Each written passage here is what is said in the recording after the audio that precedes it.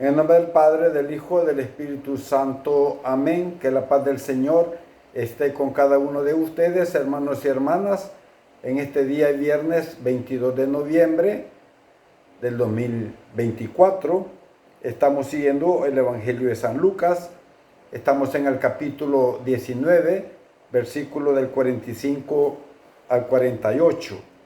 En aquel día Jesús entró en el templo y comenzó a echar fuera a los que vendían y compraban allí, diciéndoles: está escrito, mi casa es casa de oración, pero ustedes la han convertido en cueva de ladrones. Jesús enseñaba todos los días en el templo. Por su parte, los sumos sacerdotes, los escribas y los jefes del pueblo intentaban matarlo, pero no encontraban cómo hacerlo, porque todo el pueblo estaba pendiente de sus palabras. Palabra del Señor, gloria y honor a ti, Señor Jesús. Hermoso texto, hermanos y hermanas, como son todos los días, la palabra de Dios, cuando la meditamos, cuando la leemos con la fe, con esperanza y con el amor que sentimos por ese Dios creador, por ese Dios que hizo el cielo y la tierra, por ese Dios que hizo a la persona humana como el centro de toda la creación. Somos los más importantes de toda la creación de Dios. Somos los únicos seres vivientes que tenemos una dignidad de ser hijos de Dios a través del bautismo. Nos hacemos hijos en adopción de Dios.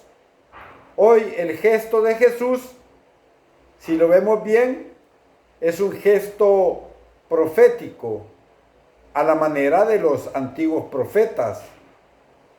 Realiza una acción, digamos, simbólica, plena de significación de cara al futuro. Jesús purifica el templo, expulsando a los vendedores. Le ha cambiado su función como lugar de oración. ¿Cuál es la pregunta entonces? ¿Quiénes profanan el templo? ¿Los extranjeros o los judíos? Parece ser que son los mismos judíos. Jesús nos está también dirigiendo también a nosotros esta denuncia. ¿Cómo utilizamos nuestros templos? ¿Los hemos convertido también en cueva de ladrones? Yo creo que sí. Le tiramos más al pistillo que al culto. Eso es así. Y es grave entonces, porque hemos perdido el camino. Ya no dedicamos tiempo a la adoración del Señor. Estamos pensando más bien en las actividades económicas. Cómo hacer llegar más billullos, como dicen, a las arcas del templo. Eso puede ser muy grave. Son lugares, los templos son lugares de encuentro con Dios, como también con la misma comunidad cristiana, o son cuevas de ladrones, como dice el Señor, o de bandidos. El templo con su culto quedó demolido en la crucifixión de Cristo.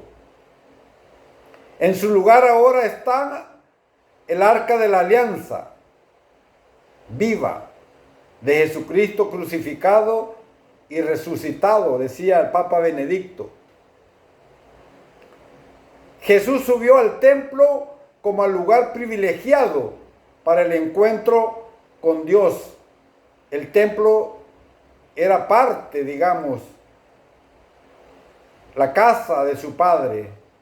Después de su resurrección, los apóstoles, según lo que hemos leído, mantuvieron un respeto religioso hacia el templo de Jerusalén. Esto lo dice el Catecismo de la Iglesia en el numeral 584. Mi casa será, dice el Señor, casa de oración. Jesús entonces, al expulsar del templo a los mercaderes que vendían las víctimas destinadas a servir de ofrenda, y al evocar, digamos, que la casa de Dios será casa de oración. Jesús anunciaba, hermanos y hermanas, la nueva situación que él venía a inaugurar, en la que los sacrificios de animales ya no tenían cabida. San Juan también define, digamos, la nueva relación cultual como una adoración al Padre en espíritu y en verdad. Esto lo dice San Juan en el capítulo 4, 24, cuando la samaritana le pregunta: ¿no dicen ustedes que solo en Jerusalén hay que ir a adorar a Dios? Y Jesús le deja claro que los verdaderos adoradores al Padre en espíritu y en verdad ya no serán ni en Jerusalén ni en el templo de los samaritanos, porque Dios no es un Dios de cuatro paredes. Dios es omnipresente.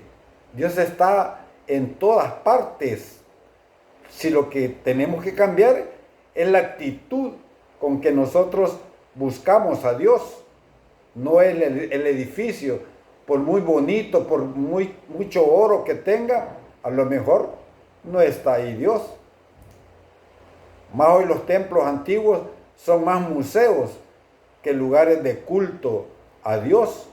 Si uno viaja a otros países, hasta le cobran la entrada para poder mantener esas grandes infraestructuras, ¿verdad?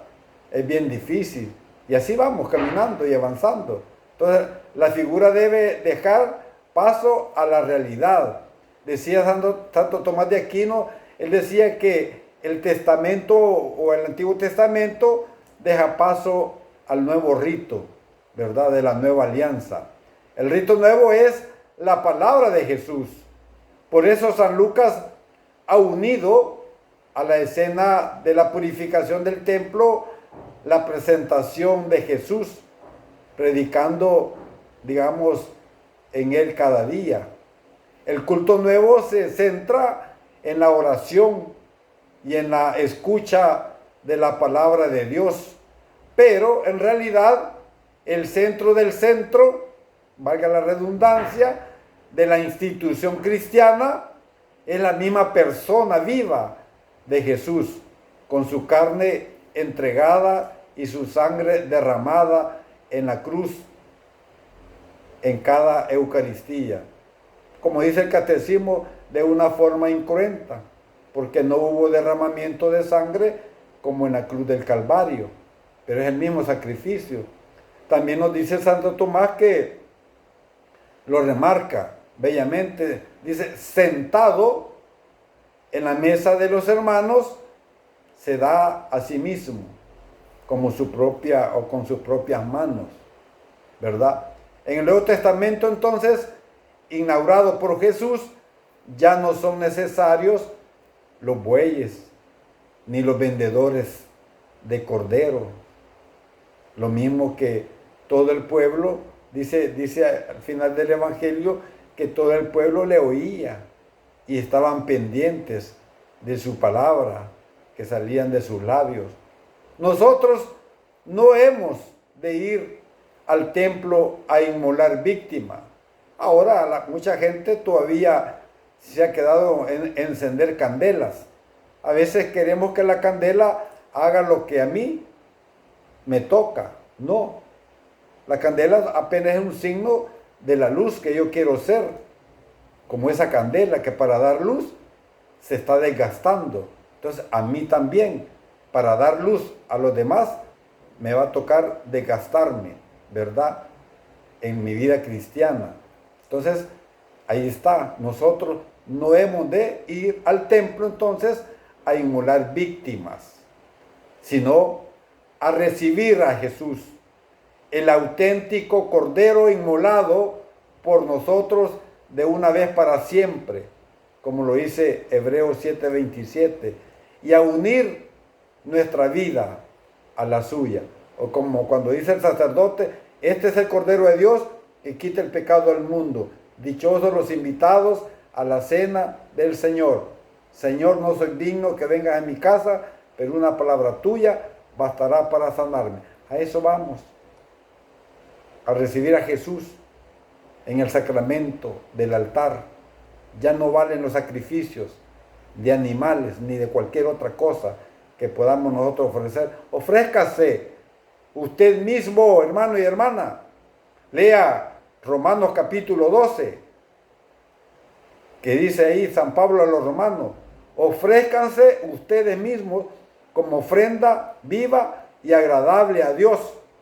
Y dice San Pablo, ese es el culto que le agrada a Dios. No ofrecer cosas.